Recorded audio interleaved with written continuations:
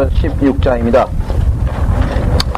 지난 시간에 이사야서 15장서부터 16장 두 장은 마지막 때에 모압이라고 하는 지방에 대한 하나님의 부담, 하나님께서 이루실 일들, 예언들이 기록되어 있습니다. 자, 그런데 그 모압이라고 하는 지방의 위치를 우리가 한번 좀 지도를 통해서 확인해보고, 또 17장에 보면은 다마스커스, 즉 오늘날의 이라크의 수도, 그죠? 다마스커스. 그래서 위치를 좀 지도를 통해서 확인해 보시면요, 여기는 아시다시피 지중해고, 그죠? 여기 지중해고, 여기가 그 사도 바울의 고향인 타소고, 여기가 사도 바울을 파송했던 안티옥 교회입니다. 그 다음에 여기가 갈릴리 호수고, 그 갈릴리 호수 밑에 사해가 있고, 그 사해와 갈릴리 호수사를 흐르는 강이 요단강이고, 그 요단강에 갈릴리와 사해 중간에 흐르고 있는 게 야복강입니다. 그 여러분들 누굽니까? 야곱이 여기서 야복강을 건너려고 하다가 에서를 만나가지고 아주 고민했던 그러한 것을 우리가 창세기에서 알 수 있죠. 그 다음에 사해 중간 쪽으로 흐르고 있는 게 아르논강인데요. 여기 보면 이제 아르논강이란 말이 16장에 보면은 2절에 아르논 여울에서 그렇게 되리라. 그래서 아르논 여울이라고 하는 지명이 나오고요. 그 다음에 여기 지난번에 소알로 도망친 소알 15장에서 소알이 어딨죠? 네? 네, 15장 5절에 그의 도망자들은 3년 된 암소새끼인 소알로 도망치려 했을 때, 소알은 아시다시피 롯이 도망간 곳 아니에요. 롯이 소돔과 고모라를 피해서 도망갔던 것이고요.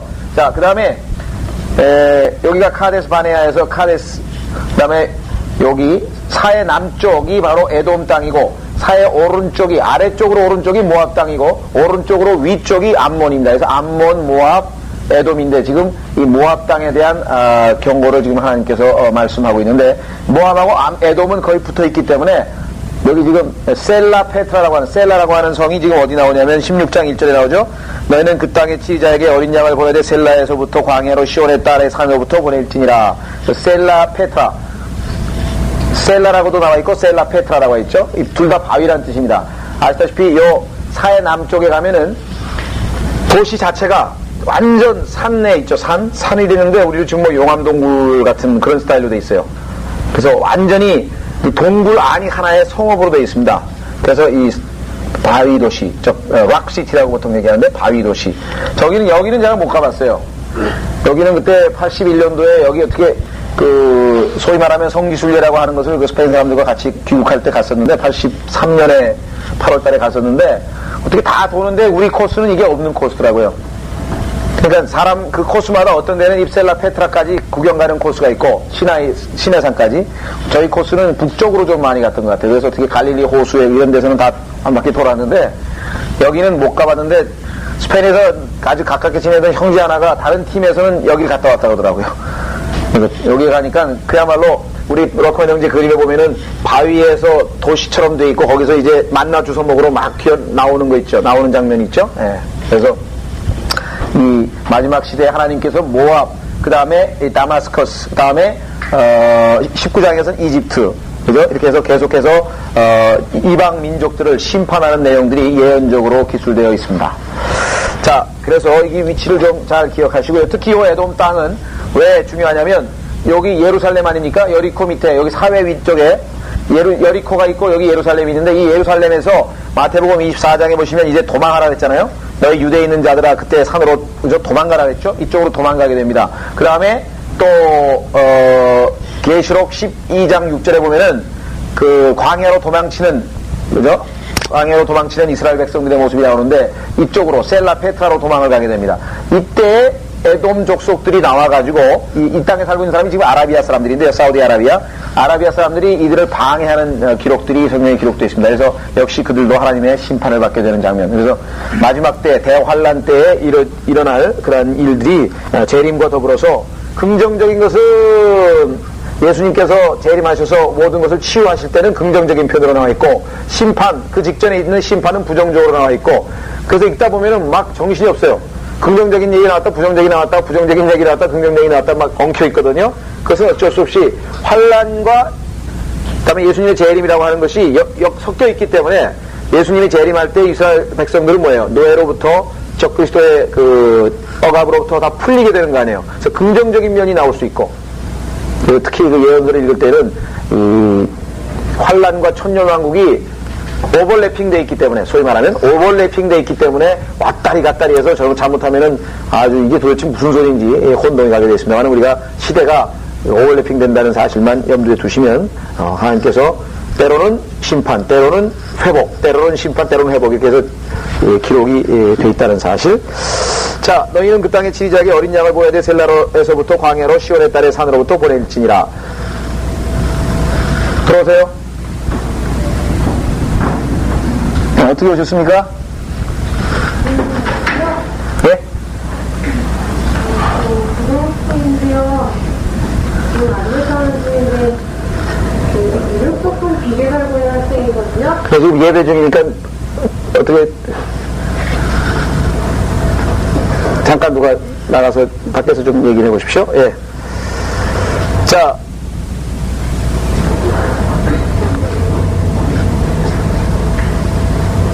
(16장) 1절에 너희는 그 땅에 치리자에게 어린 양을 보내야 돼. 역사적으로 보면은요, 옛날에 이 모압이 이스라엘 백성의 뭡니까, 이 무슨 속국이죠. 속국이 됐을 때 그 트리뷰트라래요. 이거 뭐냐면 곡물. 우리도 옛날에 중국에다가 곡물 보냈잖아요. 그죠? 그 중국에다가 조세 뭘 바쳐야 되잖아요. 우리가 중국을 섬기는 나라니까. 그런 관계에 있을 때 보냈었던 것이겠죠. 역사적으로 봤을 때는. 그러나 여기서는 문맥으로 봤을 때 재림과 관련되기 때문에 우리가 예수 그리스도와 연관시켜서 보지 않을 수 없습니다. 그래서 광야에서 셀라에서 광야, 그 다음에 시온의 딸의 산으로 보낼지니라.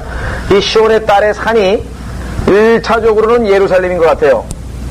그러나 이 지리상으로 봤을 때는 우리가 신의 산으로도 볼 수 있을 것 같습니다. 그래서 시온의 딸, 그러면 이스라엘 백성인데 시온의 딸의 산 했을 때 그 산은 신의 산인지, 왜냐하면 하나님의 산은 예루살렘에 있는 시온산도 있지만 또 신의 산도 있잖아요. 그래서 지금 이게 신의 산인지, 광야로 봐서는, 문맥으로 봐서는 지금 신의 산에 가까운 것 같습니다. 왜냐하면 광야로 그 다음에 똑같이 시온의 딸의 산으로 이렇게 되어 있지 않습니까? 예. 자, 그래서 이 셀라 페트라라고 하는 곳은 자기 손으로 이삭들을 따는 것, 이것도 그 워낙 농사가 잘 안 돼서 남은 게 별로 없기 때문에 손으로 그저 이삭이나 딸 정도밖에 안 되는 부정적인 것으로 해석하면 될 것 같습니다. 정확하게 우리가 확인해 볼 수는 없지만, 그 다음에 르파임 골짜기에서 이삭을 줍는 것과 같으리라. 이 르파임 골짜기에 대해서도요, 성경에서 아주 암시적인 구절은 하나 있어요. 확인해 보면은요, 사무엘하 5장을 보십시오. 사무엘하 5장.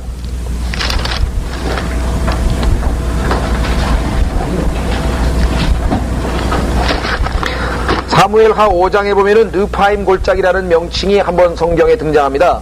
사무엘하 5장 22절. 사무엘하 5장 22절. 그때 필리스티아인들이 다시 올라와서 르파임 골짜기에 퍼져 있더라 그랬죠. 다윗이 주께 물으니 주께서 말씀하신 너를 올라가지 말고 그들 뒤를 돌아서 뽕나무들을 향해 그들에게 가되 뽕나무들 꼭대기에서 걸어가는 소리가 듣거든 그때의 행동을 계시하라. 이든 그때의 주가 내 앞에 가서 필리스티아인들의 군대를 치미라 하시더라. 실제적으로 다윗이 친 게 아니라 누가 쳤어요? 하나님께서. 그런데 이 걸어가는 소리가 뭐냐 이게 지금 The sound of going인데요. 그래서 우리가 성경에 나타난 UFO라 그러죠. 왜? 미확인 비행물체 아니에요. 미확인 비행물체. 뽕나무로 위로 뭐가 가는데 무슨 막 소리가 들리긴 들리는데 뭔 소리인지 모르겠다 이게. 미확인 비행물체. 에스겔서에도 보면 나오고요. 그러니까 UFO라고 하는 것은 확인이 안 된 비행물체라는 의미거든요. 성경에 보면 여기도 나왔죠. 에스겔서에 보면은 1장 10장에 나오죠. 또 스가랴서 5장에 보면은 에바라고 하는 그 여인이 탄 바구니 같은 거 두루마리가 나타나죠. 예. 떠돌아다니는 알 수 없는 그런 비행물체들. 자, 어쨌거나 이 르파임 골짜기에서의 어떤 그런 것과 이 마지막 때와 연관이 있는지 그건 모르겠어요. 그러나 여기 보니까 같은 르파임 골짜기라고 하는 표현이 나와 있네요. 이삭을 줍는 것과 같으리라. 6절. 그래도 거기에는 아직 주울 만한 포도들이 남아있으니 마치 올리브 나무를 흔들 때 가장 높은 꼭대기에 2-3개의 열매가 남은 것 같고 가장 많이 열린 가지에 너댓게 남은 것과 같으리라. 이스라엘의 주 하나님이 말하노라. 역시 농사가 잘 안되고 먹을 것이 없어서 고통당하는 모습. 그래서 하나님께서 인간에게 심판하시는 방법은 복잡할 거 하나도 없어요. 뭐요? 비만 안 보내면 끝나는 거예요. 그죠? 우리가 지금 그 가뭄에 대해서 우리도 겪어본 바가 없는 건 아니지만 그렇게 극심하게 겪어본 적이 없잖아요. 모르겠어요. 여러분 평생에는. 저는 평생에 무슨 물이 모자라가지고 이렇게 길러보고 그런 게 별로 없었던 거. 서울에 살아도 동네를 어떻게 잘 찍었는지 물에 넘치거나 그런 적이 없었는데 그 가뭄 때문에 물 목말라 하고 하는 그 사람들 빨래도 못하고 말이야. 아무것도 못하고 그 다음에 뭐예요? 먹을 게 하나도 없잖아요. 그래서 가뭄과 그 다음에 농사가 망치게 되고 그 다음에 외국 군대를 보내서 심판하시는 그 방법은 역사상 하나님께서 어느 때든지 사용하던 방식인데 이때도 이제 적그리스도가 쳐들어와가지고 이방 군대들의 고통을 당하는 것까지 포함해서 하나님의 공식입니다. 심판의 공식. 자, 그 다음에 7절이죠. 예, 그날에, 자, 여기 보니까 이제 그날 7절에 나와 있고요. 9절에 그날 나와 있고요. 11절에 그날 나와 있고요. 그렇죠. 계속해서, 또 18장 7절에도 그때가 나와 있고요. 그래서 그날과 그때는 계속해서 재림의 날이라 그랬죠. 예수님이 이제 재림하시는 그날입니다. 사람이 자기의 지으심을 쳐다볼 것이며 그의 눈이 이스라엘의 거룩한 분을 바라볼 것이라. 우리는 이것을 히브리서에서 봤죠. 히브리서에서 12장에서 뭐예요? 거룩한 사람만이 주를 볼 거라고 했죠. 즉, 이 문맥은 지금 이스라엘 사람들이기 때문에 재림 때 이스라엘 사람들 중에서 뭐예요? 남은 자들, 누구? 끝까지 견디는 하는 주님 오시기를 사모하고 견디고 있는 그 사람들은 이제 예수 그리스도를 보게 될 것이죠. 자, 우선 히브리서 한번 보십시다. 히브리서 9장 28절 먼저 보시고요. 히브리서 9장 28절 우리가 지난번에 봤었습니다. 두 번째 나타나실 때는 보세요. 히브리서 9장 28절 그리스도께서는 많은 사람의 죄들을 담당하시려고 한 번 들어지셨고 두 번째는 자기를 바라는 자들을 구원에 이르게 하시려고 죄 없이 나타나시리라. 자, 두 번째 나타나실 때는 자기를 바라는 자들. 그럼 뭐예요? 이미 짐승에게 경배하고 666 표를 받고 주님을 바라지 않고 세상에 이미 짝하고 그런 사람들이 있다는 얘기죠. 바라는 자들. 자, 그 다음에 12장 14절에서는 뭐예요? 거룩한 자들이죠. 12장 14절에는 주님의 재림을 볼 수 있는 자들은 12장 14절 모든 사람과 더불어 화평함과 거룩함을 추구하라. 이것이 없이는 아무도 주를 보지 못하리라. 이것을 교리적으로 환란에 적용하지 않으면 전혀 엉뚱한 얘기가 되죠. 왜? 백보자 심판 때 다 주님 볼 건데 한 번씩은 다 볼 건데 아무도 보지 못한다는 얘기는 재림을 볼 수 있는 특권을 가진 사람들은 뭐예요? 거룩한 자들, 바라는 자들. 그렇죠? 예. 자, 그래서 스가랴서 12장 10절 우리가 배웠던 유명한 구절입니다. 스가랴서 12장 10절 그 구절은 왜 유명합니까? 여러분 잘 아시다시피 예수 그리스도의 신성을 입증해 줄 수 있는 구절인데 사람들이 그 구절을 뜯어 고쳤다 그랬습니다. 자, 스가랴서 12장 10절 또 내가 다윗의 집과 이스라엘의 거민들 위에 은혜와 간구의 영을 부어주리라. 자, 그래서 이스라엘 백성들이 이제 14만 4천 명이 집단적으로 주님께 돌이키고 회개를 하는데요. 그러면 그들은 뭐예요? 그들이 찔렀던 나를 쳐다볼 것이요. 자기 민족, 자기 조상들이 찔렀던 뭐예요? 나. 그럼 이 나가 누굽니까? 화자를 보니까 지금 뭐예요? 주예요, 주. 그렇죠? 18절에 보면은 그날의 주, 7절에 보면은 주, 그 다음에 12장 1절에 보면은 이스라엘을 향한 주의 말씀에 엄중함이라. 12장 4절에 보면은 주가 말하노라. 주.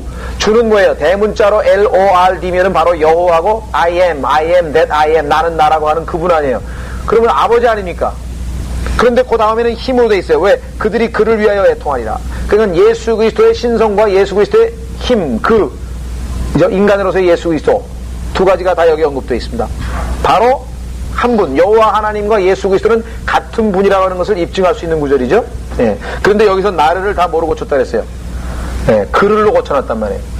나를이라고 되어 있는 부분을 이 잘못된 알렉산드리아 계열의 성경에 전부 그를로 뜯어 고쳐놨어요. 그러면은 하나님께서 뭐예요? 예수 그리스도께서 바로 여호와시라고 하는 사실을 입증할 수 있는 구절이 무너져 버리는 거예요. 왜 킹제임 성경 이외의 모든 성경들이 우리 성경도 그렇고요. 전부 여호와를 쓴 줄 아세요? 구약에서 킹제임 성경에는 여호와란 말이 한 7번 정도 나오고 나머지는 전부 롤드입니다. 주로 돼 있잖아요. LORD 대문자로 돼 있잖아요. 왜? 그 LORD 대문자의 주와 신약에 나오는 L자 대문자의 주 있잖아요. Lord, 주님 할 때 같은 분이라 이 말이에요. 의도적으로 지금 로드로 번역이 되어 있는데 번역을 안 하고 여호와로 하니까 여호와의 증인들은 뭐예요? 구약의 하나님은 여호와 하나님, 신약은 뭐예요? 아들 예수, 다른 사람이다 이게. 그럼 여기서 지금 뭐처럼 같은 분 아니에요? 계시록 1장에 보세요. 계시록 1장에 뭐라고 되어 있나요? 인용할 때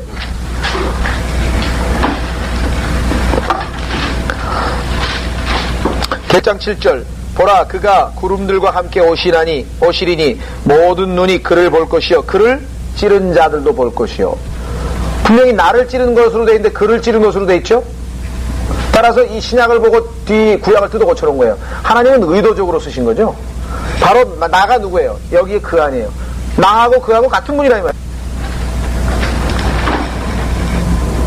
자, 그래서 우리는 이스라엘과 유다, 예수 그리스도께서 나를 본 자는 아버지를 본 자라고 이미 말씀을 하신 사실 우리가 요한복음에서도 우리가 확인해 볼 수가 있습니다. 자, 7절 그들 아래 사람이 자기의 지으신 분을 쳐다볼 것이요. 명백하게 나와 있죠. 메이커라게 메이커. 여러분들이 맨날 옷 살 때도 메이커만 찾는데요. 메이커. 그 메이커가 아니고 진짜 메이커. 예? 지으신 분. 그것만 생각하면 얼마나 감사합니까? 그거를 지으신 분이, 우리를 지으신 분이니까 우리를 얼마나 더 잘 아시겠어요? 그러니까 우리에게 필요한 모든 것을 다 예배하시고 지금도 인도하시는 겁니다. 그래서 지난번에도 환경에 대해서는 우리가 불평할 게 하나도 없다고 했어요. 지으신 분이 오죽 잘 아시겠냐 이거죠? 자, 그의 눈이 이스라엘의 거룩한 분을 바라볼 것이요. 또 그가 자기 손으로 만든 제단들을 쳐다보지 아니할 것이며 자기 손가락으로 만든 아세라들이나 형상들을 바라보지 아니할 것이라. 번역된 단어는요, 킹제임스 성경에서는 the groves, 숲들이라고 번역이 되어 있습니다. 근데 이것을 이제 아셀나무라고 되어 있죠. 아셀나무가 단수고 아세라는 복수인데요. 우리말로는 숲들이라고 번역하니까 이게 영 도저히 이상하다 해가지고 지금 이거를 음역을 했습니다. 히브리어에서 그냥 음역을 해놨는데, 우리가 옛날에 보면은 신당수고 그 다음에 또 이렇게 우상들을 어떤 동상을 세워놓고 거기다 절할 때 보면은 다 숲속에다가 산에다가 하죠. 또 우리 지난번에 있었던 교회 옆에 낙성대 가면은 거기도 숲속이 있고 숲이 있고 거기에 강강창 장군 동상 하나 딱 서 있고. 그래서 옛날에 그 이방인들의 풍습은 뭐냐면 숲에다가 그들이 갖다 놓고 거기서 경배하는, 그게 아마 어떤 정령신앙과 연관이 되는 것 같아요. 그 산 속에 어떤 전기, 그 다음에 나무에서 나오는 어떤 이 신비한 어떤 힘이 있다, 아마 이걸 믿었던 것 같은데요. 그것에 대해서는 뭐 정확하게 규명을 못하겠습니다만, 어쨌거나 이 그로브즈란 말은 숲들인데요. 여러분들 그 명동 성당에 가보세요. 뭐 어떻게 되나 이렇게 숲을 만들어 놓고요. 그래서 나무 같은 걸 쭉 해놓고 거기다가 마리아 딱 세워놨대. 그러면 뭐 지금도 가면 무릎 꿇고 거기서 뭐 절하는 사람 한둘이 아니잖아요. 또 그 합정동에 있을 때도 보면은 거기 절두단 성당에 가끔 가보면 거기도 이렇게 탁 나무 숲으로 똑같아요. 숲들과 이 우상과 관련된 표현들입니다. 여기는 아세라달이라고 했지만 원래 숲이에요. 숲. 그 다음에 형상들을 바라보지 아니할 것이라고 했습니다. 자, 숲과 형상은요 밀접한 관계가 있습니다. 구약성경 미카서를 보세요. 미카서 5장에 보시면은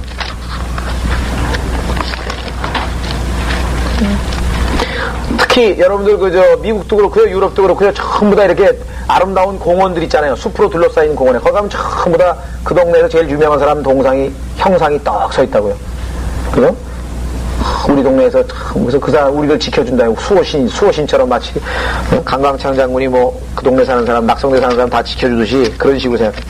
자, 5장 13절 보세요. 5장 13절, 미카서 5장 13절. 내가 또한 너의 새긴 형상들을 파괴시킬 것이며 너의 서 있는 우상들을 너희 가운데서 파괴시키리니 내가 다시는 내 손으로 만든 것에 경배하지 못하리라. 그러면서 뭐예요? 내가 내 가운데서 내 아세라들을, 여기 나왔잖아요, 뽑아버릴 것이며 내 성읍들을 멸할 것이라. 그래서 여기에 나와 있는 것은 참 재미있죠? 이사야서 17장 8절에 자기 손가락으로 만든, 네? 인간의 손가락으로 만든 것 중에서 나만 할 게 뭐가 있어요? 인간의 손가락으로 만든 것에 관심 가질 게 뭐가 있어요? 그래서 여기 지금 마지막 때에 그 모든 우상들에 대한 심판, 그래서 아세라들이나 형상들을 바라보지 아니할 것이라고 했군요. 자, 9절. 그날에 또 재림이요, 그의 견고한 성읍들이 마치 이스라엘 자손들 때문에 그들이 남겨둔 버려진 큰 가지와 가장 높은 가지와 같으니 거기에 황폐함. 여러분들 뭐예요? 적그리스도의 대명사죠. 그냥 정말 남은 것 없이 싹 쓸어가는 황폐함. 그 다음에 힘을 잊어버렸고 내 능력의 반석을 마음에 두지 않았기 때문이다. 그렇습니다.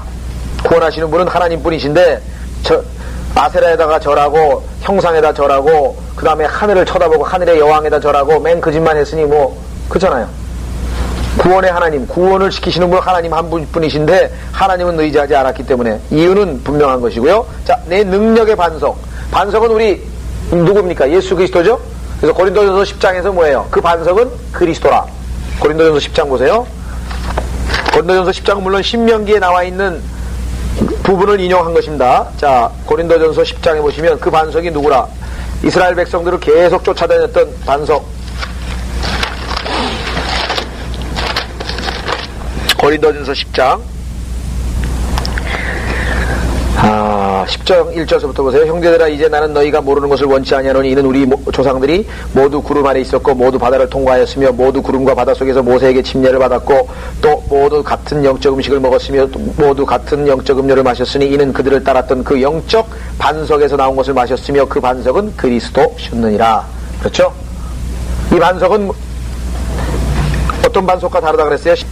이방인들의 반석과는 다른 반석입니다. 신명기 30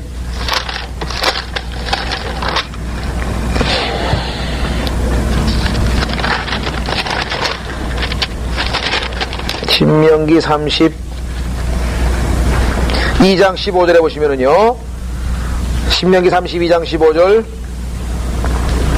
그러나 여수run이 살지자 걷어찼도다. 내가 살지고 내가 굵어지고 내가 기름으로 덮이니 그가 자기를 지으신 하나님을 버렸고 자기 구원의 반석을 가볍게 여겼도다. 여기 구원의 반석이 나오죠. 예, 자기 하나님이죠. 예, 그런데 그 반석과 다른 반석이 있습니다.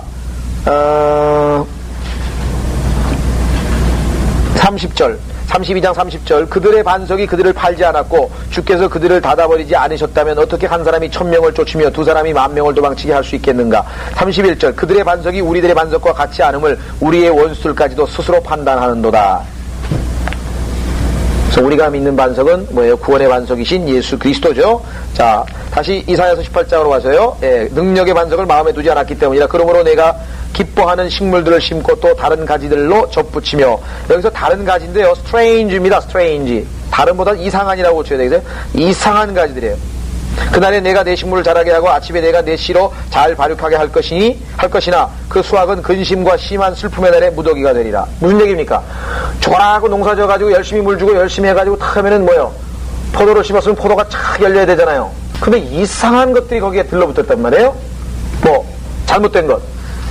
제일 대표적인 게 마태복음에 나오죠. 아니, 분명히 겨자를 심었어. 그럼 겨자가 쫙 자라가지고 겨자 나물이 딱 나와야 되는데 겨자가 안 나고 나중에 보니까 뭐가 됐어요? 야자수 나무가 돼버렸다. 변질돼버렸다. 변질돼버렸다. 그죠? 우리 이사야서 5장에서 이미 한번 봤죠? 이사야서 5장 보세요. 하나님께서는 이스라엘을 최상품 포도, 아주 최고의 품질로 딱 심었는데 알고 보니까 뭐 엄청나게 형편없는 게 나와요. 우리의 모습과도 일맥상통합니다. 성령을 우리 안에 넣어주셔서 하나님의 성품을 우리에게 주어서, 그죠? 신의 성품, 하나님의 성품이 우리 안에 있어서 당연히 성령의 열매를 거칠 줄 알았더니 뭐예요? 육신의 일만 잔뜩 한다 이게. 영적으로 우리에게도 얼마든지 적용됐습니다. 이스라엘 백성도 마찬가지였어요. 이사야서 5장에 보세요. 뭐라고 얘기하나? 이사야서 5장 2절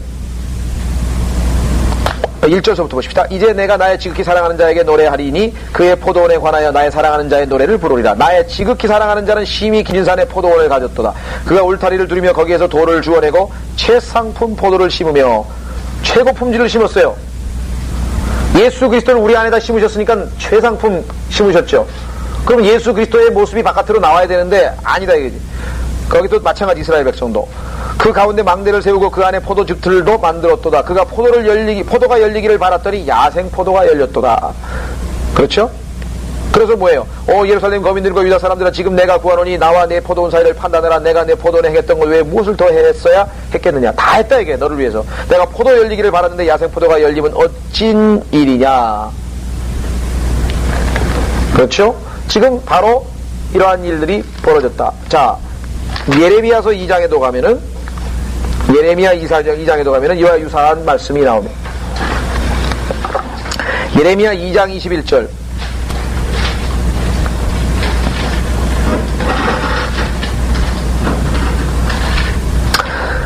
내가 너를 한 고귀한 포도나무 즉 온전히 올바른 씨로 심었더니 어찌하여 내게 타국 포도인 빗나간 식물이 되었느냐. 예수님도 그랬잖아요. 분명히 예수님도 겨자씨를 심었대게. 겨자는 뭐예요? 믿음이잖아요. 믿음. 그렇죠? 그런데 그 천국이 변질돼가지고 나중에 야자수나무로 둔갑을 해가지고 땅에다 딱 짱 박고 사는 기독교계, 오늘날 우리가 보는 소위 말하는 기독교라고 하는 그런 교계가 되어버렸다, 변질되어버렸단 말이죠. 이스라엘 백성도 마찬가지였습니다. 그래서 이사야서 18장에도 식물을 자라게 하고 아침에 내가 내 씨로 잘 발육하게 할 것이나 열심히 했는데 자연의 법칙에 어긋나요. 왜? 그 수확은 근심과 심한 슬픔의 날의 무더기가 되라. 왜? 하나님께서 심판하시기 때문에 제대로 심은 것이 제대로 자라지 아니하는, 즉 심판의 모습을 여기서 보여주고 있습니다. 자, 12절. 마치 바다 소리처럼 소리를 내는 많은 백성의 무리와, 많은 백성 뭐예요? 또 거대한 물결의 쇠도함같이 밀려드는 민족들의 쇠도함, 민족들, 백성들 다 뭐예요? 이방인들, 즉 오늘날 유엔으로 똘똘 뭉쳐가지고 하나님을 대적하려고 하는 자들. 그래서 시편에서는 뭐라 그랬어요? 하나님께서 어떻게 군왕들이 모여가지고 통치자들이 모여가지고 하나님을 대적하고 그분의 결박을 끊자 하는 자들아, 내가 비웃으길, 하늘에 계신 분이 비웃으시니요, 그렇게 얘기를 했죠. 여기서 지금 많은 백성들, 그 다음에 밀려드는 민족들이 쇠도함에 화하 있으리라. 왜? 민족들이 큰 물결의 쇠도함같이 밀려들 것이나 하나님께서 그들을 책망하시어 그들이 멀리 도망하리니 마치 바람 앞에 있는 산들의 쭉정이같이 회오리 바람 앞에 돌아가는 물건처럼 날아가리라. 회오리 바람 앞에 돌아가는데요, 돌아간다는 단어보다는 롤링이니까 굴러가는 거죠. 여러분들 그 미국에서 그 허리케인 한번 불면은, 회오리 바람 한번 불면 어떻게 돼요? 자동차고 뭐 그냥 떼굴떼굴 굴러가요. 응? 자, 여러분들 벌써 쭉정이 같이, 그 다음에 회오리바람 하면 예수 그리스도의 재림 문맥이라고 하는 건 성경에서 알 수 있죠? 자, 우선 쭉정이 같이 어디서 본 것 같아요? 다니엘서 2장에서 봤죠? 하늘에서 사람이 손으로 하지 않은 돌이 하나 날라오면은 뭐예요? 산이 무너지는데, 세상에서 제일 튼튼한 게 산 아니에요. 꿈쩍 다 썼다 하는 게 산인데, 산이 쭉정이처럼 그냥 다 날아가 버려요. 다니엘서 2장 보세요. 35절. 다니엘서 2장 35절에 보시면, 다니엘서 2장 35절. 예수 그리스도께서 오실 때 이방 민족들, 이 땅에서 미국, 소련, 영국, 프랑스, 그냥 대단한 나라들이죠. 핵무기도 있고, 정말 선진국이고, 우리가 보기에는 정말 혀를 내둘 정도로 완벽한 시스템에 착착 돼 있고, 스텔스기도 있고, 아무리 완벽한 국방력 아니라 아무리 뭐하고 해도요, 예수 그리스도께서 재림하실 때는 이 세상이 적 그리스도를 똘똘 뭉쳐서 온 지구가 완벽하게 아주 강력한 독재 국가가 돼 있다 손 치더라도 예수 그리스도의 재림에 의해서 완전히 멸절되는 것을 여기에 분명하게 보여주고 있습니다. 자, 다니엘서 2장 35절. 그 철과, 그렇죠. 34절부터 보시면요. 왕께서 보셨는데 손으로 다듬지 아니한 돌이 철과 진흙으로 된 그 형상에 발을 쳐서 산선 조각을 내니 그 철과 진흙과 놋과 은과 금이 모두 부서져서 여름 타작마당에 쭉정이 같이 되어 바람에 날려 사라져 간 곳이 없이 뭐예요? 예수 그리스도의 재림 때 세워지는 다윗의 왕국, 천년 왕국인데, 여러분들 우리나라에서 설교하는 걸 한번 들어보세요. 99%가 전부 이것을 예수님의 초림으로 해석합니다. 그래서 지금 복음이 온 세상을 다 물리치고 타산을 이루고 아주 탁 해서 전 세계가 지금 기독교로 점점 완전히 그냥 꿈을 꾸고 있는 거예요. 그러잖아요? 지금 도대체 기독교가 어디 세계에서 지금 큰 산을 이루어가지고 지금 하고 있어요. 이 세상에서 거듭난 그리스도인이 통치하는 나라가 지금 몇 있냐고요. 손가락을 한번 꼽아보세요. 통치자 중에 거듭난 그리스도 하나님의 자녀인 사람이 지금 왕이나 대통령 하는 나라가 모르겠어요. 있는지 없는지 난. 응? 있는지 없는지 잘 모르겠는데 나는. 없죠? 네. 자, 그래서 이게 재림의 문맥이고요. 에스겔서 1장 유명한 회오리바람. 회오리바람은 예수 그리스도의 재림과 같은 문맥입니다. 항상. 에스겔서 1장 보시면은요, 4절. 내가 보았더니 북쪽에서 회오리바람과 큰 구름과 불덩어리가 나오는데, 이런 걸 보면 여러분들은 즉시로 이건 재림 문맥이다 이거예요. 회오리바람, 큰 구름, 불덩어리, 이런 것들. 그죠? 욥기 38장, 욥기 37장에도 역시 회오리바람이 나오죠? 예수 그리스도의 재림.